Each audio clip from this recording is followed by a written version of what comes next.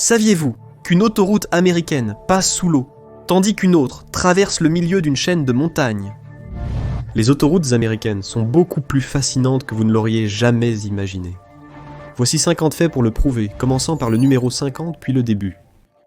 Saviez-vous que le nom officiel du système d'autoroutes inter-États américain est techniquement le Queens White Queens, système Eisenhower d'autoroutes inter-États et de défense? C'est parce que le 34e président a signé la loi sur l'aide fédérale aux autoroutes en 1956. Cela a essentiellement ouvert la voie, sans jeu de mots, aux presque 49 000 miles d'autoroutes qui constitueraient ce réseau incroyable et connecteraient les États-Unis, ensemble des États. Mais attendez d'entendre pourquoi Eisenhower était si impatient de faire construire les autoroutes. 49. Le système autoroutier d'Eisenhower visait plus que la sécurité des voyages civils. C'était aussi une stratégie de défense de la guerre froide. Face à la menace d'une guerre nucléaire imminente, il envisageait des autoroutes qui pourraient évacuer rapidement les grandes villes si elles étaient ciblées. Le réseau avait aussi un objectif militaire, permettant un déplacement rapide des troupes, des armes et des fournitures à travers le pays en cas de crise. 48. Le système autoroutier avait un budget initial de 25 milliards de dollars, et ceux en charge pensant qu'ils construiraient l'ensemble du système en environ 12 ans. Ils se sont largement trompés. Au final, il a fallu une énorme 35 ans pour construire le système. Quant au coût, il a grimpé à 114 milliards de dollars, soit plus de 4 fois l'estimation initiale. En argent d'aujourd'hui, cela équivaudrait à plus de 600 milliards de dollars, ce qui montre à quel point le système autoroutier était vraiment une entreprise gigantesque. Et on continue à y investir de l'argent aujourd'hui, plusieurs autoroutes étant toujours en construction. Numéro 47. L'idée des autoroutes inter-États vient en réalité de l'étranger. De l'Allemagne pour être précis. Pendant la Seconde Guerre mondiale, Eisenhower a été impressionné par l'efficacité des autoroutes allemandes, ou Autobahn. Il a promis de construire un réseau d'autoroutes, similaire à travers les États-Unis, et a déclaré de manière célèbre, après avoir vu les autoroutes de l'Allemagne moderne, et connaissant l'atout que ces autoroutes étaient pour les Allemands, j'ai décidé de mettre l'accent sur ce type de construction routière.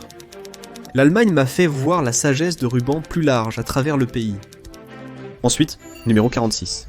Il y a un mythe célèbre qui dit qu'1 km sur 5 de route interétatique doit être parfaitement droit pour que les avions puissent y atterrir en cas d'urgence.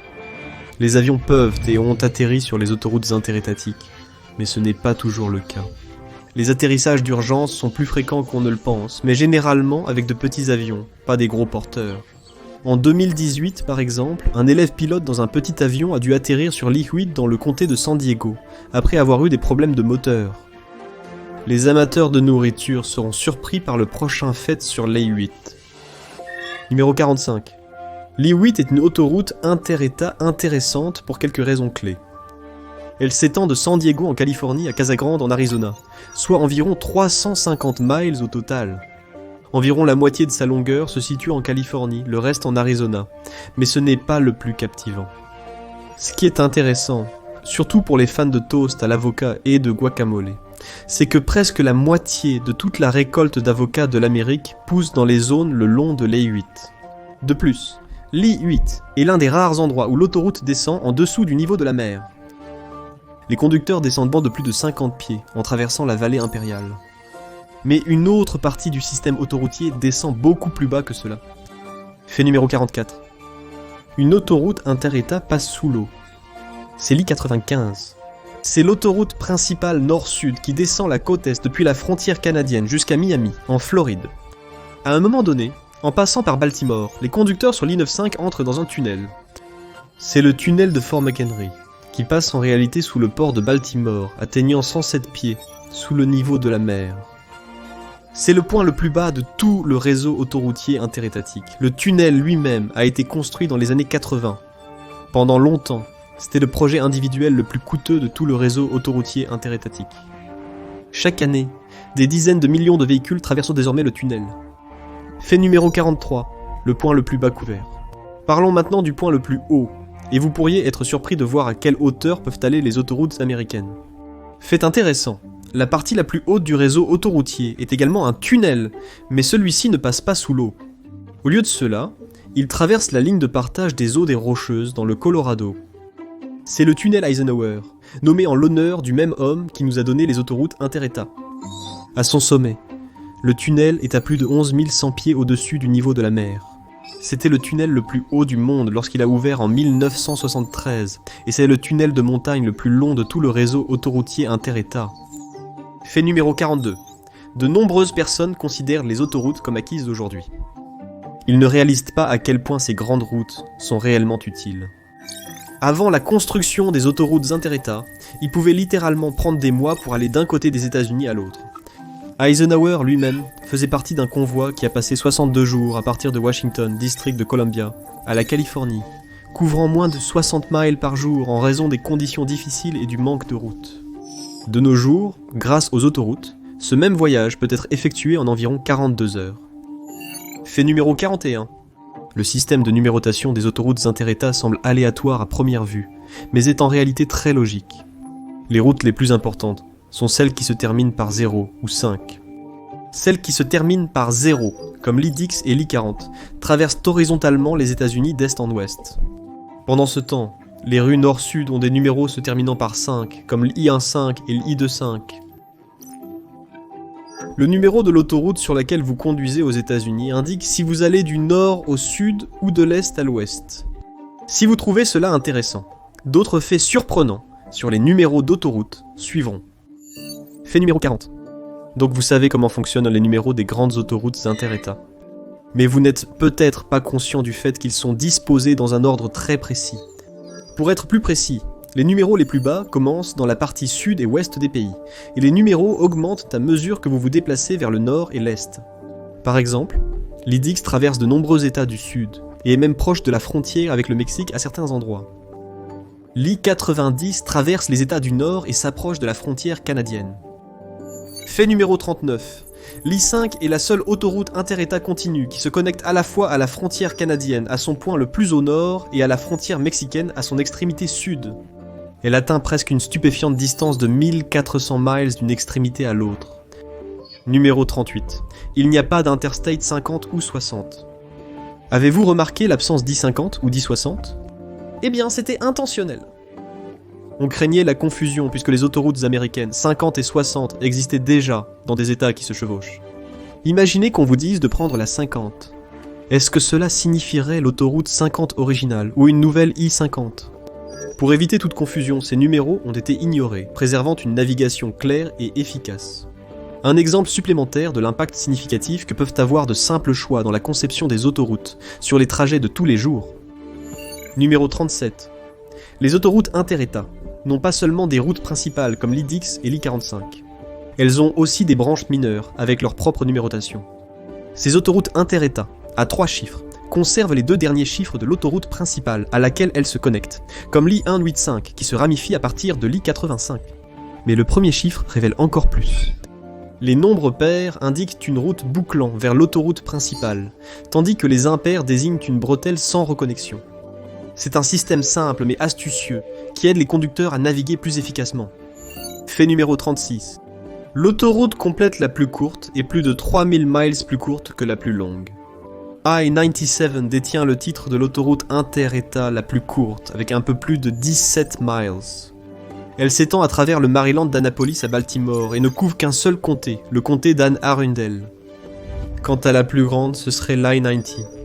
Elle s'étend sur plus de 3000 miles au total, allant de Seattle à l'ouest à Boston à l'est, et traversant au total 13 États. Cela montre à quel point le réseau routier américain est réellement varié.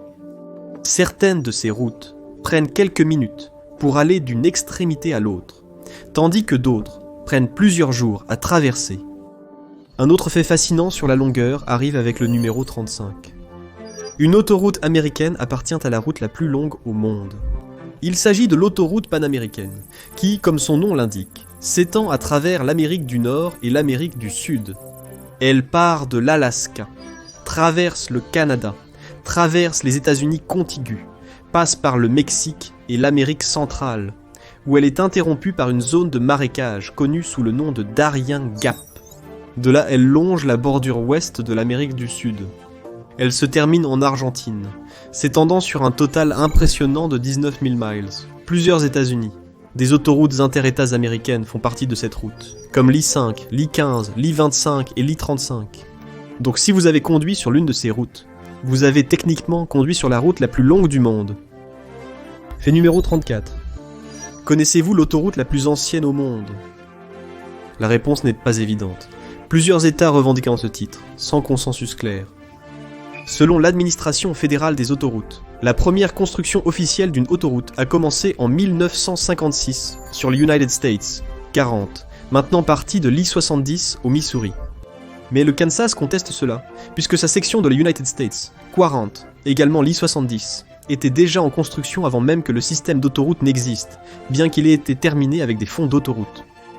Il y a ensuite la Pennsylvanie, ou le Pennsylvania Turnpike, construit en 1940, fonctionnait beaucoup comme les autoroutes qui suivraient. Alors, lequel est vraiment le plus ancien? Cela dépend de qui vous demandez. Fait numéro 33. Voici un fait qui vous aidera à comprendre l'ampleur du projet d'autoroute. Près de 42 milliards de mètres cubes de terre ont été déplacés pour faire place aux autoroutes.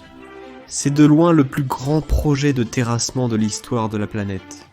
Pour comparaison, seulement 362 millions de mètres cubes de terre ont été déplacés pour la construction du canal de Panama. C'est plus de 100 fois moins.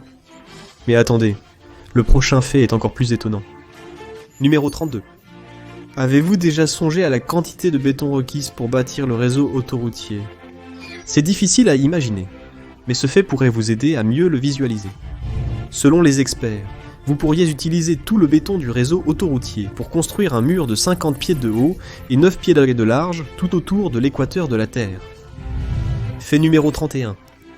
Le réseau autoroutier est techniquement toujours en cours de réalisation. Ce n'est pas fini, loin de là. Divers projets sont toujours en cours dans tout le pays. De nouvelles sections d'autoroutes sont en construction et prévues pour de futures ouvertures, agrandissant le réseau autoroutier.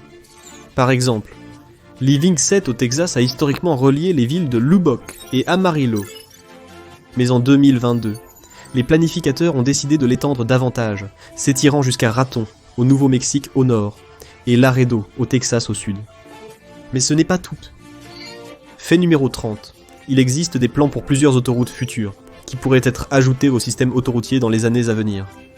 Cette liste comprend l'I-3, qui s'étendrait de Savannah, Géorgie à Knoxville, Tennessee, l'I-42, qui relierait l'Oklahoma et l'Arkansas, l'I-67, qui a divers itinéraires possibles à travers l'Indiana, le Michigan et le Kentucky, et l'I-99, qui irait de Wilson, Caroline du Nord à Christiana, Delaware. De toute évidence, tous ces plans ne se concrétiseront pas, mais cela montre simplement comment le système autoroutier est un système dynamique et en évolution, et il est probable qu'il aura un aspect très différent dans 100 ans. Fait numéro 29. Toutes les autoroutes ne se déroulent pas comme prévu.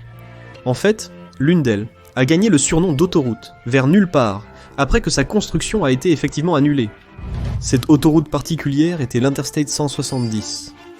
Elle devait parcourir seulement 2,3 miles à travers Baltimore, dans le Maryland. L'idée était qu'elle relierait le centre-ville de Baltimore à l'I-70, offrant aux gens un accès plus rapide au cœur de la ville. Mais les habitants ont protesté, et le projet a été annulé. Cela a laissé la région avec un petit tronçon d'autoroute sans réel but, d'où le nom, autoroute vers nulle part. Fait numéro 28.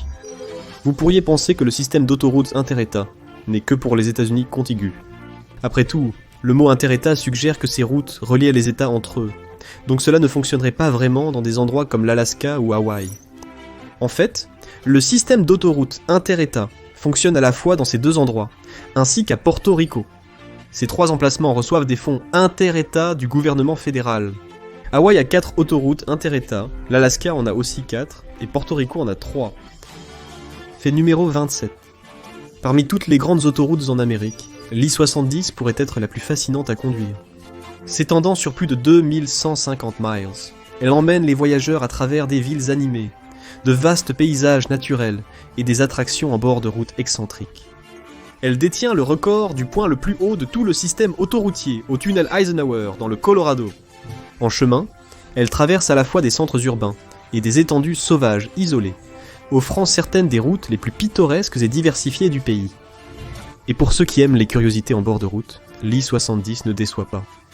Elle passe même devant la plus grande chaise à bascule du monde à Casey, Illinois. Mais l'I-70 se distingue encore par un autre aspect. Fait numéro 26. Si vous prévoyez un voyage sur la route le long de l'I-70, assurez-vous d'avoir un plein réservoir d'essence et une caisse de collation avant de prendre la route. Parce que cette autoroute en particulier abrite la plus longue portion d'autoroute sans aucune station-service. Alors qu'elle serpente à travers l'est de l'Utah, l'I-70 a environ une portion de 105 miles sans une seule station. C'est juste vous et la route ouverte. Ensuite, numéro 25. Vous pourriez penser que chaque autoroute est unique. Il n'y a qu'un seul I-40, par exemple. Mais cette règle ne s'applique pas à toutes. En réalité, quelques numéros d'autoroute, attribués aux plus petites et moins importantes, sont réemployés à divers emplacements. Il y a un I-76 en Pennsylvanie et un autre I-76 au Colorado, par exemple. Il y a aussi deux I-87, un à New York et un en Caroline du Nord. Cela peut sembler déroutant, mais la clé est que tous ces doublons sont situés dans des parties complètement différentes du pays. Il est donc très peu probable que vous les confondiez. Ensuite, numéro 24. Il existe des réglementations strictes pour ce qui constitue une autoroute inter-État. Ces routes sont conçues selon des normes spécifiques, pas ordinaires. Par exemple, elles doivent avoir au moins 2 voies de circulation de 12 pieds de large dans chaque direction, ainsi qu'une épaule pavée de 10 pieds de large sur le côté le plus éloigné. Elles subissent également des tests rigoureux pour s'assurer qu'elles peuvent supporter un trafic intense sans s'user. Ensuite, numéro 23. Connaissez-vous l'autoroute la plus coûteuse à construire ? La réponse ne se trouve pas dans les États-Unis contigus, contrairement à ce que vous pourriez penser. Nous devons nous rendre à Hawaï, l'État d'Aloha, pour trouver l'autoroute américaine la plus chère. L'Hawaiian H3 détient ce titre, du moins en termes de coût par mile. Elle a coûté plus d'1,3 milliard de dollars à construire, et elle fait à peine 15 miles de long. Cela revient à environ 80 millions de dollars pour chaque mile de route. Restons avec le H3 pour notre prochain fait fascinant. Numéro 22. L'Interstate H3 n'était pas seulement la plus coûteuse à construire, c'était aussi l'un des projets les plus frustrants et les plus longs de l'ensemble du réseau autoroutier. Le projet a passé près de 4 décennies dans ce qu'on appelle l'enfer du développement, en raison des protestations et des objections des peuples autochtones hawaïens. Les gens étaient principalement préoccupés par le fait que, pour faire place à la H3, une pierre historique avec des pétroglyphes anciens devrait être enlevée. Ils ne voulaient pas de cela. Alors ils ont combattu contre le projet de tout leur cœur. Au final, le chemin de la H3 a été dévié et la pierre a été préservée. Mais même maintenant, de nombreux habitants ne sont pas exactement heureux de l'existence de la H3. Et ils n'étaient pas les seuls mécontents de l'autoroute. Fait numéro 21. Quand le projet d'autoroute a été dévoilé, de nombreux planificateurs s'attendaient à un accueil chaleureux dans tout le pays. Après tout, il avait de nombreux avantages, améliorant l'accessibilité et offrant des moyens plus rapides et pratiques de traverser le pays. Mais tout le monde n'était pas satisfait. De nombreux riverains des futures autoroutes redoutaient l'impact sur la valeur de leur propriété et de leur quartier. De nombreuses manifestations ont eu lieu dans les rues. Entre octobre 1967 et juin, il y a eu plus de 120 protestations nationales liées à l'autoroute. 1968, fête numéro 20. Nous avons étudié les autoroutes inter-États, en termes de longueur, d'altitude la plus basse et la plus élevée. Passons maintenant à la plus populaire. Cette distinction unique appartient à l'Interstate 405, connue des habitants du sud de la Californie simplement comme la 405. Faisant partie de l'autoroute San Diego, la 405 est statistiquement le tronçon d'autoroute le plus fréquenté et le plus congestionné de tous les États-Unis. Certaines parties ont vu près de 400 000 véhicules passer en une seule journée. Mais le fait suivant sur le trafic autoroutier est encore plus incroyable. Numéro 19. Les autoroutes inter-États sont énormes. Nous avons déjà expliqué comment elles s'étendent sur plus de 49 000 miles au total, et contiennent assez de béton pour former un mur qui pourrait entourer toute la Terre. Voici une statistique choquante. Malgré leur taille énorme, les autoroutes inter-États ne représentent qu'environ 1% de l'ensemble des routes américaines. Et voici une statistique encore plus surprenante. 24% de tous les déplacements en Amérique ont lieu sur l'autoroute, et plus de 40% de tous les kilométrages de camions également. Donc, bien qu'elles ne représentent qu'une petite fraction de l'immense réseau de routes qui sillonne l'Amérique, les autoroutes inter-États sont d'une importance capitale pour les voyages et les transports nationaux. Numéro 18. Il est difficile de comprendre le nombre de miles qui ont été parcourus le long des autoroutes inter-États d'Amérique au fil des ans, mais cette prochaine statistique le met vraiment en perspective. Imaginez si chaque personne de Californie, New York, New Jersey et Texas, soit des dizaines de millions de personnes, faisait un voyage sur la Lune. Combinés, ils auraient parcouru autant de miles que ceux conduits sur les autoroutes inter-États. Fait numéro 17. Techniquement, ce n'est pas une autoroute inter-État, mais la route 66 reste l'une des autoroutes les plus célèbres des États-Unis. Elle est largement connue comme la destination ultime pour un road trip, la route parfaite pour voir l'Amérique. Mais elle n'a pas commencé comme ça. Vous pourriez être surpris d'apprendre que cette immense route reliant les grandes villes de Chicago et Los Angeles a en fait été créée pour les agriculteurs. Elle a offert une route commerciale pour transporter les récoltes à travers l'Amérique. Plus tard, elle a servi au transport de fournitures militaires. Il a fallu plusieurs décennies avant qu'elle ne devienne connue comme une destination de voyage sur la route et d'aventure. Numéro 16. Les panneaux en forme de bouclier rouge, blanc et bleu sont des signes distinctifs indiquant que vous êtes sur une autoroute. Mais pas toujours. Certaines autoroutes n'affichent aucun bouclier, bien qu'elles appartiennent toujours au système. C'est l'I-595 au Maryland, qui partage le même tronçon de route que l'United States, 50.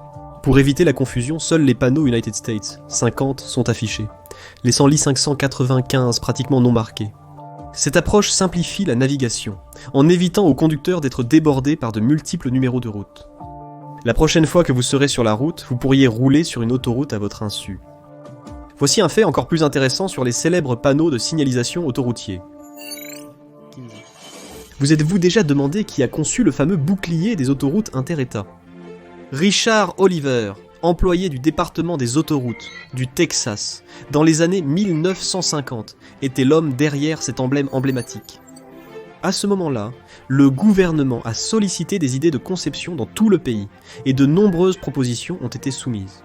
Apparemment, certaines différaient en pas mal de celles qu'on connaît aujourd'hui. Un design était rayé en rouge, blanc et bleu, avec un aigle sur un autre. De nombreux designs incluaient également un 1 avant le numéro de l'autoroute, mais au final, le design simple et clair d'Oliver a été sélectionné. Numéro 14. Parlons des ponts ensuite. Il y a des dizaines de milliards d'entre eux répartis sur le réseau autoroutier interétatique. Beaucoup ont en fait été construits à la fin des années 60, mais d'autres ont vu le jour au fil des ans. Beaucoup sont assez petits, et plutôt insignifiants, mais certains sont absolument massifs. Le plus grand de tous est le pont du marais de Manchac. Il porte l'I-55 à travers le marais de Manchac en Louisiane, et s'étend sur presque 23 miles. Un autre pont méga interstate est le pont de Mackinac, surnommé Big Mac, qui relie les péninsules supérieures et inférieures du Michigan. Ensuite, un autre fait lié au pont, avec une histoire vraiment farfelue attachée. Numéro 13. En 1919, la Dixie Overland Highway de San Diego, Californie à Savannah, Géorgie était presque terminée, mais il y avait un cours d'eau sur son chemin, la rivière Tombigbee, en Alabama. Un pont devait être construit sur la rivière, et les habitants locaux ont formé un comité pour lever la moitié des fonds nécessaires. Ils ont donc organisé une vente aux enchères de coques. Oui, ils ont mis aux enchères des coques, et plusieurs dirigeants mondiaux locaux ont même contribué leurs propres coques pour être les stars du spectacle. La vente aux enchères a rapporté des dizaines de milliers de dollars, mais pas assez pour couvrir le pont. L'État a fini par payer le reste, mais les habitants ont appelé le pont du coq pendant des décennies. Fait numéro 12. Les autoroutes inter-États ne sont pas exactement réparties uniformément à travers l'Amérique. Certaines régions et certains États en ont beaucoup plus que d'autres. Mais lequel en a le plus ? Eh bien, si vous parlez en termes de kilométrage, le Texas est le roi. L'État de l'étoile solitaire a plus de 3200 miles d'autoroutes inter-États au total. Mais si vous vous demandez quel État a le plus grand nombre d'autoroutes inter-États, ce serait New York, avec un impressionnant total de 31. C'est beaucoup plus que des États comme le Delaware et le Nouveau-Mexique, qui n'en ont que 3 chacun. Numéro 11. Il n'y a pas de règles strictes régissant la forme des autoroutes inter-États. Beaucoup de gens supposent que ces routes principales doivent être construites de manière très spécifique. Il y a aussi le mythe célèbre qui dit qu'au moins 20% de toutes les autoroutes doivent être droites et plates. En réalité, les autoroutes peuvent courber, tordre et tourner selon les besoins en fonction du terrain et des considérations de sécurité. L'administration fédérale des autoroutes soutient les conceptions plus courbes car elles aident à garder les conducteurs engagés et à réduire le risque de distraction ou d'endormissement. Fait numéro 10. Le système autoroutier a rendu les voyages sur route plus sûrs pour des générations d'Américains. C'est l'un de ses grands avantages. Mais cela ne signifie pas que des accidents ne peuvent pas se produire sur ces énormes autoroutes. Plusieurs autoroutes figurent parmi les routes les plus dangereuses des États-Unis, selon l'Administration nationale de la sécurité routière. Ces routes comprennent l'I-95, ainsi que l'I-20 et l'I-35. Il est donc recommandé aux conducteurs de faire preuve de grande prudence sur ces routes, et autoroutes, en général, surtout la nuit ou dans des conditions difficiles. Numéro 9. Chaque État possède ses propres tronçons d'autoroute inter-États. Si elle traverse le territoire d'un État, alors elle est sous le contrôle et l'autorité de cet État spécifique. Chaque État peut donc fixer ses propres limitations de vitesse autoroutière. Bien que la limite de vitesse commune pour les voyages inter-États soit de 70 miles par heure, vous pouvez trouver de nombreux tronçons d'autoroute, où elle est différente. À Hawaï, de nombreuses sections d'autoroute ont une limite de vitesse de 50 miles par heure. Les tronçons d'autoroute inter-États les plus chers sont ceux de l'I-70 qui traverse le canyon de Glenwood au Colorado. On dit qu'il a coûté près d'un demi-milliard de dollars pour construire seulement une portion de route de 12 miles. Cela était dû au terrain difficile, ainsi qu'au fait que les responsables locaux voulaient préserver autant que possible la beauté naturelle de la région. Selon certaines histoires, les constructeurs se voyaient même offrir une prime pour chaque arbre qu'ils évitèrent d'abattre. Voici le prochain fait étonnant sur l'argent. Numéro 7. Certaines autoroutes comportent des péages que les conducteurs doivent payer pour les utiliser. Maintenant, la plupart des péages ne coûtent pas grand-chose, quelques dollars ici, quelques dollars là. Mais certains des plus chers pourraient bien vous stupéfier. L'autoroute commémorative de Whiteface Fountain à New York, par exemple, coûte plus de 20 dollars pour un véhicule standard à 2 essieux et un supplément pour chaque passager. Mais cela pâlit en comparaison avec le plus cher de tous, le Pennsylvania Turnpike, que beaucoup considèrent comme l'une des premières grandes autoroutes en Amérique. Les véhicules peinent plus de 100 dollars pour emprunter cette autoroute, et les camions peuvent payer plus du double. Heureusement, il existe presque toujours des itinéraires alternatifs à prendre si vous préférez ne pas payer. Fait numéro 6. En restant sur le sujet de l'argent, vous êtes-vous déjà demandé combien coûte l'entretien des nombreuses autoroutes américaines ? Des milliards. Des dizaines de milliards de dollars sont dépensés chaque année. Cet argent est destiné à réparer les dégâts, à entretenir les routes et les structures qui les soutiennent, et à prolonger certaines sections d'autoroutes. C'est une somme énorme, mais quand on pense à l'immensité et à l'importance des autoroutes, le prix colossal ne semble pas forcément si mauvais. Cela nous amène au numéro 5. Une partie du budget d'entretien autoroutier est allouée à la réparation des nids de poules aux États-Unis. Historiquement, les autoroutes américaines ont eu certains des plus grands et des plus dangereux nids de poules du pays. L'un d'eux est apparu sur l'I-75 à Détroit. Il mesurait 2 pieds sur 3 pieds, et il a causé plus de 25 crevaisons en une seule journée avant que les réparateurs n'arrivent sur les lieux pour régler le problème. Un autre cas célèbre s'est produit sur l'I-435 en 2024. Un nid de poule d'un pied de profondeur a causé des crevaisons sur une douzaine de véhicules. Alors restez vigilants sur l'autoroute. Des nids de poules peuvent apparaître à tout moment. Fait numéro 4. Des parties de 2 autoroutes américaines sont littéralement pavées d'or. Nous parlons ici de l'US 81 et de l'US 287, tous deux situés dans le comté de Montauk au Texas. Le sable utilisé pour le béton de certaines sections de ces 2 autoroutes provient d'une fosse locale. Cette fosse contenait des traces d'or qui se sont retrouvées dans la route elle-même. Il y a même une marque historique dans la région pour commémorer ce fait intrigant. Fait numéro 3. Dans un futur pas trop lointain, les autoroutes telles que nous les connaissons pourraient commencer à avoir un aspect très différent. Ces dernières années, le programme National Electric Vehicle Infrastructure, ou National Electric Vehicle Infrastructure, a été introduit pour financer l'installation de ports de charge rapides pour véhicules électriques le long des nombreux kilomètres d'autoroutes à travers l'Amérique. Les travaux sont déjà en cours à ce sujet, et on s'attend à ce que des chargeurs apparaissent au moins une fois tous les 50 miles d'autoroute. Tout cela fait partie de la poussée vers une adoption plus large des véhicules électriques, et nous pourrions même voir la technologie de charge sans fil intégrée à la route elle-même plus loin. Fait numéro 2. Pratiquement tout dans votre maison a très probablement voyagé le long des autoroutes sous une forme ou une autre. Cela inclut la nourriture dans votre cuisine, les meubles dans votre salon, et même les vêtements sur votre dos. Comme ces autoroutes sont si importantes pour la logistique et le transport à travers les États-Unis, elles sont utilisées quotidiennement pour transporter des tonnes et des tonnes de matériaux et de produits d'un endroit à un autre. Les autoroutes sont essentielles à l'Amérique moderne telle que nous la connaissons. Et enfin, fait numéro 1. Il n'y a pas beaucoup de structures faites par l'homme qui sont visibles depuis l'espace, mais le système autoroutier américain en fait partie. Cela ne signifie pas que vous pourriez le voir depuis la Lune ou le repérer à l'œil nu lors d'un voyage en fusée autour de la Terre.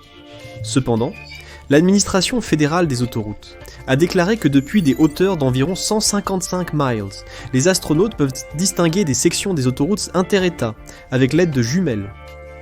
Merci de m'avoir rejoint aujourd'hui. J'espère que vous avez aimé la vidéo. Si vous voulez en voir d'autres similaires, pensez à vous abonner et activer les notifications. Cela fait vraiment une différence. Merci, à la prochaine sur MadPack.